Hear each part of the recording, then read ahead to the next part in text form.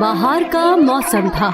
हर किसी ने fathers day का तोहफा लेने के लिए बाजार का रुख किया हुआ था। खिलौने बनाने वाले जिपैटो, जो अपनी दुकान में खड़ा था, बाहर दुखी नजरों से देख रहा था, क्योंकि उसका कोई बेटा नहीं था जो उसको फादर्स डे पे तोहफा दे सके। उसकी बिल्ली टूटू आई और जिपैटो की गोद में बैठ गई।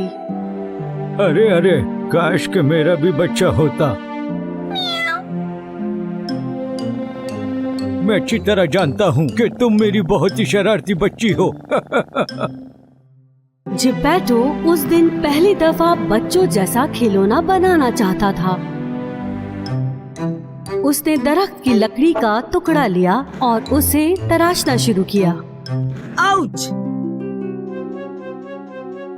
क्या तुमने कुछ कहा है टूटू?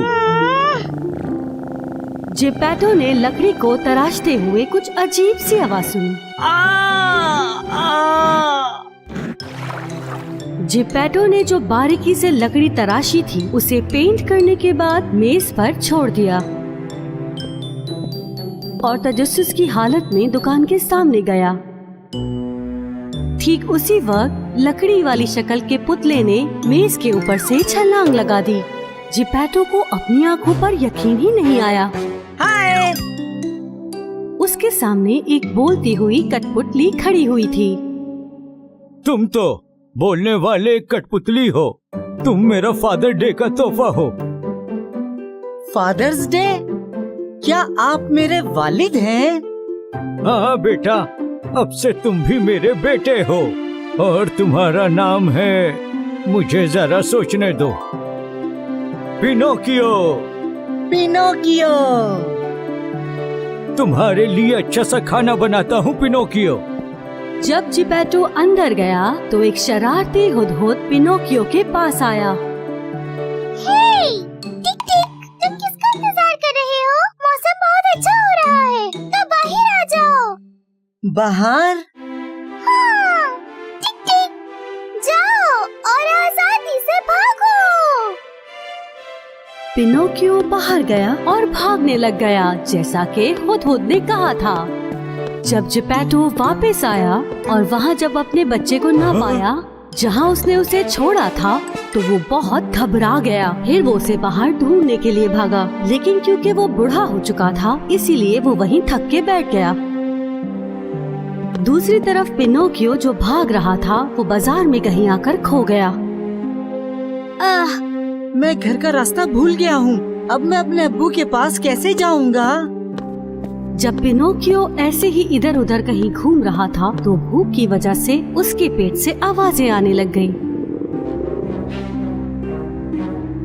और उसने अपने सामने खूबसूरत फलों की दुकानें देखी। उसने अपना हाथ आगे बढ़ाया और केला उठाने लगा। ए बच्चे, तुम मेरा फल मुफ्त में नहीं खा सकते। क्या तुम्हारे माँ बाप नहीं हैं? तुम्हें मुझे पैसे देने होंगे। अरे हाँ, याद आया, मेरे पास तो बहुत सारे पैसे हैं, लेकिन वो घर पर हैं। और उसी वक्त पिनोकियो की नाक पड़ना शुरू हो गई। हाँ, मेरी नाक को क्या हो गया है? मेरी नाक, मेरी नाक, मेरी नाक! पिनोकियो डर के मारे इधर उधर भागना शुरू हो गया। अगर तुम्हारे पास पैसे हैं तो उसे फौरन जाकर ले आओ बच्चे। नहीं नहीं, आप गुस्सा मत करें। मैंने झूठ बोला था, मेरे पास पैसे नहीं हैं। जब पिनोकियो ने उसे सच बताया तो उसकी नाक वापस जगह पे आ गई। लेकिन पिनोकियो ये बात जाने बगैर ही भाग रहा था। आखिरकार वो एक खिड़की के सामने रुका और शीशे में अपना अक्स देखा। मेरी नाक तो वैसे ही है जैसे पहले थी। मास्टर जिपैटो रात के अंधेरे तक अपने बेटे को ढूंढ रहे थे। आखिरकार जब बारिश शुरू हुई तो उसने एक कोने में खड़े होकर इंतजार करना शुरू कर दिया। वो इसी उम्मीद में था कि उसका बेटा यहाँ से गुजरेगा। पिनोकियो, तुम कहाँ हो? मेरे प्यारे बेटे, तुम कहाँ चले गए हो? दूसरी तरफ पिनोकियो बारिश में भीग चुका था और उसकी गीली लकड़ी से बू आ रही थी। उसने अपने आप को बचाने के लिए एक कूड़ेदान में छलांग लगा दी, लेकिन अगली सुबह उसे मालूम चला कि वो उस कूड़ेदान में अकेला नहीं है। लकड़ी वाले बच्चे, मैं बहुत ही ज्यादा भूखा हूँ। मुझे अपना पाँव कुतरने दो ताकि मैं अपना पेट भर सकूं। पिनोकियो इतना ज्यादा खौफजदा था कि वो वहाँ से फौरन भाग जाना चाहता था, लेकिन चूहे ने पिनोकियो का पाँव अपने बड़े हाथों से पकड़ लिया। नहीं, मुझे जाने दो। मेरे अब्बू एक चीता हैं। अगर उन्होंने तुम्हें देख लिया तो एक निवाले में खा जाएंगे वो। अगर तुम्हारे अब्बू चीते हैं तो तुम्हारी भी एक दुम होनी चाहिए। हाँ, मेरी पहले से ही एक दुम मौजूद है। जब पिनोकियो ने झूठ बोला तो उसकी नाक फिर बढ़ गई। मेरी नाक! तो मुझे अपनी दुम से एक निवाला दे दो। पिनोकियो ने डरकर कूड़ेदान से छलांग लगा दी। मुझे काटना मत, मेरी कोई दुम नहीं है, नहीं है मेरी कोई दुम। पिनोकियो जब रोड पे पड़े पानी के सामने खड़ा हुआ तो उसने अपनी नाक देखी जो वापस अपनी जगह पे आ गई थी। इससे उसे बहुत सुकून मिला। अब मैं समझ गया कि मैं जब भी झूठ बोलता हूँ तो मेरी नाक बड़ी हो जाती है और सच बोलने से छोटी हो जाती है। जब पिनोकियो अपनी नाक देख रहा था तो उसे इस बात का अंदाजा नहीं था कि एक चोर उसकी तरफ आ रहा है। जब चोर ने कठपुतली वाले बच्चे को भागता चलता देखा तो उसने उस कठपुतली को चुराकर बेचने का सोचा। तुम्हारा शुक्रिया बच्चे, मैं तुम्हारी वजह से बहुत सारे पैसे कमा सकता हूँ। अब मैं अमीर बन गया। मुझे जाने दो, मैं सच में बच्चा हूँ, बोलने वाला कठपुतली बच्चा नहीं हूँ। मास्टर जिपेटो ने सारा दिन हर गली हर दुकान में अपने बेटे को तलाश किया, लेकिन उसको पिनोकियो कहीं नहीं मिला। शायद मेरा बेटा साहिल पर होगा। अरे नहीं, क्या होगा अगर वो समुंदर में गिर गया हो तो? जिपेटो साहिल की तरफ उसको ढूंढने के लिए निकला और उसे आवाजें लगाई। उसी दौरान उसने एक अजीब सा आदमी देखा जो अपनी कमर पे एक बड़ा सा कपड़े का थैला उठाए कहीं जा रहा था। जिपेटो ने उससे पूछा कि क्या उसने कठपुतली वाले बच्चे को देखा है। जैसे ही पिनोकियो ने अपने अब्बू की आवाज पहचानी, उसने जोर जोर से चीखना शुरू कर दिया। अब्बू, मैं यहाँ हूँ, मैं यहाँ हूँ। जब उसके अब्बू ने पिनोकियो की आवाज सुनी तो उस आदमी से कहा कि फौरन मेरे बच्चे को छोड़ दे। दूसरी तरफ उस आदमी ने कहा कि मैं इसे बेचना चाहता हूँ और बेचकर बहुत सारे पैसे कमाना चाहता हूँ। उसने जिपेटो को धक्का दिया और आगे बढ़ गया। उस वक्त पिनोकियो ने सोचा कि क्यों ना झूठ बोलकर अपनी नाक को बढ़ाया जाए। मैं भी चोर हूँ और मेरे पास बहुत सारे पैसे हैं और मेरी टोपी का रंग भी लाल है। और इस तरह उसकी नाक बढ़ती गई और कपड़े का थैला फट गया। उसने सुराख से छलांग लगा दी और अपने बाप जिपेटो के पास चला गया। मैं आ गया। मेरे बच्चे! जब चोर को इस बात का पता चला तो वो गुस्से से उनकी तरफ गया। जिपेटो ने जमीन पे पड़े मछली के जाल को चोर की तरफ फेंका। वो चोर उस जाल में फंस गया और फिर वो लड़खड़ाते हुए समंदर में गिर गया। जिपेटो और उसके बेटे पिनोकियो ने एक दूसरे को जोर से गले लगाया।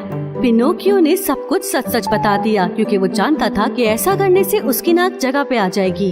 और ये भी कि मैं एक अच्छा बच्चा हूँ और मैं किसी को भी दुख देना नहीं चाहता और मैं सचमुच अपने अब्बू से बहुत ही ज्यादा प्यार करता हूँ।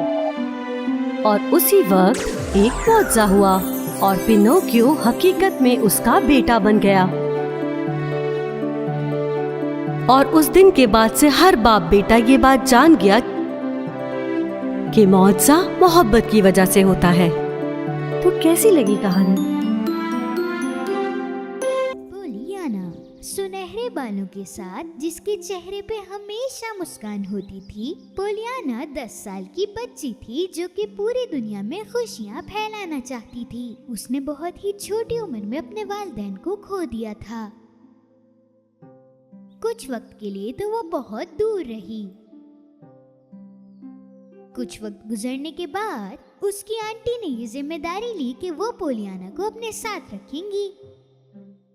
उसकी आंटी ने बड़ी खुशी के साथ पोलियाना के लिए एक कमरा तैयार किया।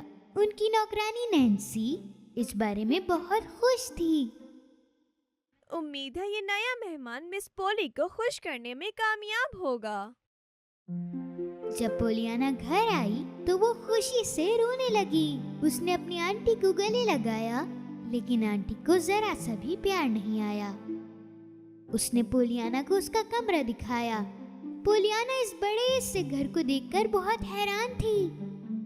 उसकी आंटी ने उसको कमरा दिखाया और बोला, ये तुम्हारा कमरा है और रात का खाना 6 बजे लगता है, भूलना मत।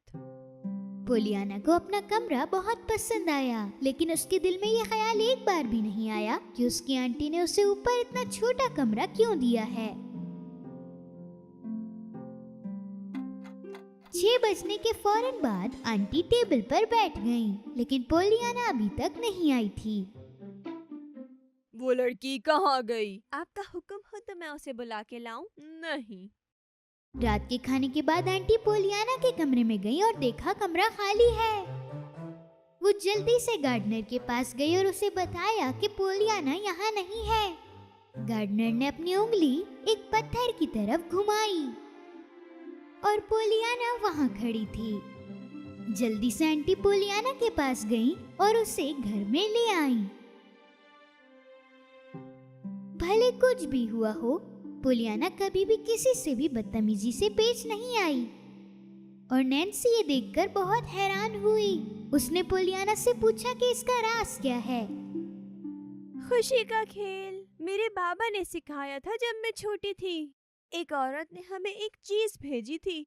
पूछने पर उसने कहा कि ये हमेशा हमारी आंखों के सामने रहेगी और हमें इस बात का एहसास होता रहेगा कि हमें इसके इस्तेमाल की जरूरत ही नहीं। और इसके बाद से जब भी मैं और मेरे वालिद खुद को दुखी महसूस करते हैं, हम उस दिन के बारे में सोचते हैं।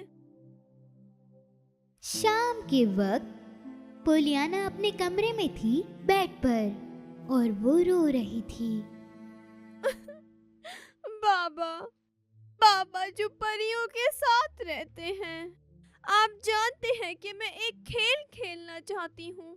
अगर आप एक कमरे में अकेले हो और वहाँ अंधेरा हो तो क्या आपको डर नहीं लगेगा? दूसरे दिन पोलियाना अपनी आंटी के पास गई और उन्हें जोर से गले लगा लिया। आंटी, मेरी प्यारी आंटी, आज मैं अपने आप को जिंदा देखकर बहुत खुश हूँ। क्या हम इस तरह सुबह बखैर कहते हैं? ये कहते ही आंटी पोली वहाँ से चली गई। थोड़े दूर से गार्डनर की आंखें भर आईं ये सब देखकर। उसके बाद वो पोलियाना के पास गया और उसने बताया कि वो अपनी अम्मी से बहुत मिलती है। और जब पोलियाना ने अपनी माँ के बारे में सुना तो वो बहुत खुश हुई। थोड़ा वक्त गुजरने के बाद पोलियाना की जिंदगी में थोड़े बदलाव आए। पहले वो अपना नाश्ता करती और उसके फौरन बाद अपना होमवर्क लेकर अपनी आंटी के पास बैठ जाती और खाने के बाद उसके पास 6 बजे तक का वक्त होता था। वो घर के लिए कुछ सामान भी लेकर आ जाती थी। एक दिन बाजार में पोलियाना ने देखा कि एक बंदा बहुत ही बड़ा कोट पहना हुआ है। पोलियाना ने उस बंदे से दोस्ती करना चाही, लेकिन वो समझ ही नहीं पा रही थी कि वो बंदा आखिर बोल क्या रहा है। कुछ वक्त गुजरने के बाद उसने वही बंदा दोबारा देखा। उसने एक दफा फिर उससे बात करने की कोशिश की। इस बार उसने भी उससे बात करना शुरू कर दी। नैन्सी बहुत हैरान हो गई क्योंकि ये इंसान, मेरा मतलब मिस्टर पेंडल्टन, बहुत अमीर इंसान था। वो एक बहुत बड़े घर में अकेला रहता था और आज तक उसने किसी से भी बात नहीं की थी। और उसी दिन पोलियाना अपने साथ एक बहुत ही कमजोर कुत्ते को लेकर आई। मिस पोली ने एक अल्फाज नहीं कहा, लेकिन उस दिन के अगले दिन पोलियाना एक गरीब आदमी को लेकर आई और मिस पोली अब बहुत गुस्सा हो गई थी। बस पोलियाना, तुमने बहुत सारे काम किए हैं, लेकिन अब बस हो गई। अभी तक तो तुम सड़कों पे से बिल्ली और कुत्ते ला रही थी, लेकिन अब तुम भिखारियों को घर पे ला रही हो। मैं भिखारी नहीं हूँ मैडम। ये सुनने के फौरन बाद वो वहाँ से चला गया, लेकिन पोलियाना ये चाहती थी कि वो इसे बचाए। सितंबर के महीने में पोलियाना स्कूल में जाने लगी। पोलियाना को स्कूल पसंद आने में ज्यादा देर नहीं लगी। एक दिन जब पोलियाना उस आदमी के घर गई तो उसने उसे जाने से मना करा और बोला कि तुम मेरे साथ ही रह लो। पोलियाना का जवाब देना तकरीबन नामुमकिन था। मिस्टर पेंडल्टन ने सब कुछ बताया जो कुछ उनके साथ हुआ है। जब मैं जवान था तो मैं तुम्हारी माँ से प्यार करता था, लेकिन वो मुझे नहीं चाहती थी और उसकी तुम्हारे अब्बू से शादी हो गई। फिर वो ये शहर छोड़ के हमेशा के लिए चली गई। उस दिन के बाद से मिस्टर पेंडल्टन हमेशा से पूरी दुनिया से खफा रहे। वो किसी से बात नहीं करते थे, लेकिन जब उन्होंने पोलियाना को देखा जो अपनी माँ की तरह दिखती है, तब से उन्होंने पूरी दुनिया से सही तरीके से पेश आना शुरू कर दिया। जब पोलियाना उनके बराबर में रहने लगेगी तो मिस्टर पेंडल्टन को जीने का मौका मिल जाएगा। कोई बात नहीं, तुम बिल्कुल फिक्र ना करो। तुम मुझे अपना बाप समझो और मैं तुम्हें हमेशा अपनी बेटी समझूंगा। पोलियाना को अपनी आंटी के बारे में याद आया। वो जानती थी कि वो उससे बहुत प्यार करती हैं और वो अपनी आंटी को छोड़ना नहीं चाहती थी। वो मिस्टर पेंडल्टन को ये नहीं बता पा रही थी। आखिर में उसके पास एक आइडिया आया। वो चाहती थी कि मिस्टर पेंडल्टन जिमी को ले आए, उस बच्चे को जिसको उसकी आंटी ने रहने से मना कर दिया, और इस तरह मिस्टर पेंडल्टन और जिमी दोनों खुश हो जाएंगे और पोलियाना दोनों से मिल पाएगी। मिस्टर पेंडल्टन ने दोनों को साथ आने को कहा इसी हफ्ते। लेकिन कुछ दिन गुजरने के बाद एक हादसा पोलियाना के साथ पेश आया। एक गाड़ी ने पोलियाना को मार दिया।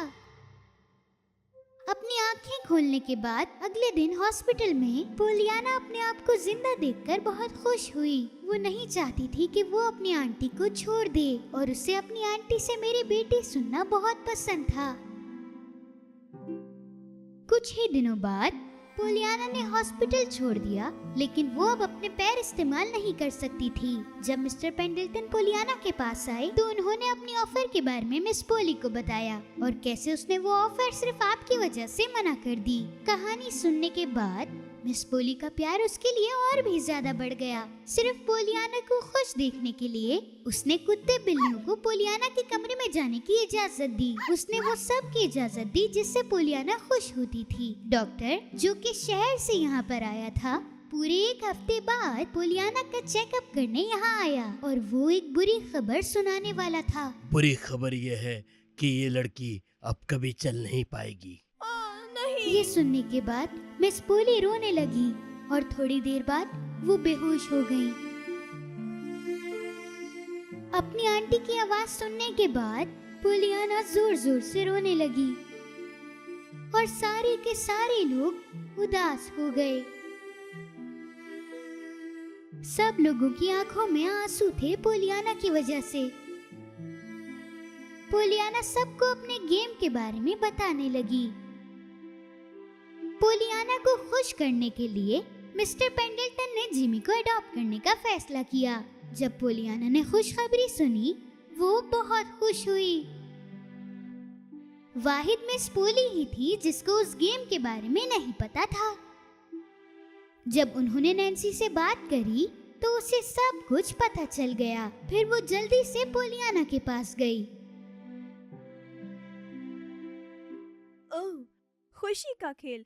अब वो खेल हम सब साथ खेलेंगे। अरे आंटी, ये खबर तो बहुत ही अच्छी है। दूसरी तरफ मिस्टर पेंडल्टन के डॉक्टर को पोलियाना को देखना था, लेकिन एक मसला था। कई साल पहले मिस पोलियाना के साथ लड़ाई की वजह से उन्होंने अभी तक उनके घर में एक कदम भी नहीं रखा था। आखिर में उन दोनों ने ये फैसला किया कि वो शहर के बाहर पोलियाना का इलाज करवाएंगे।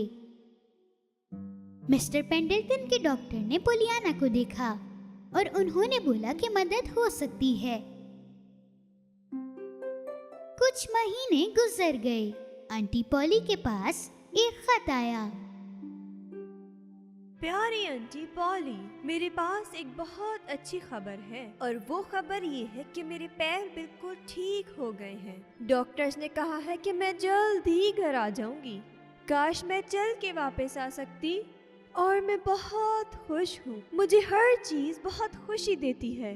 कहीं कहीं मुझे अपने पैर ना इस्तेमाल होने पर भी बहुत खुशी हुई, क्योंकि अगर ऐसा नहीं होता तो मुझे कभी भी इस चीज की कदर ना होती।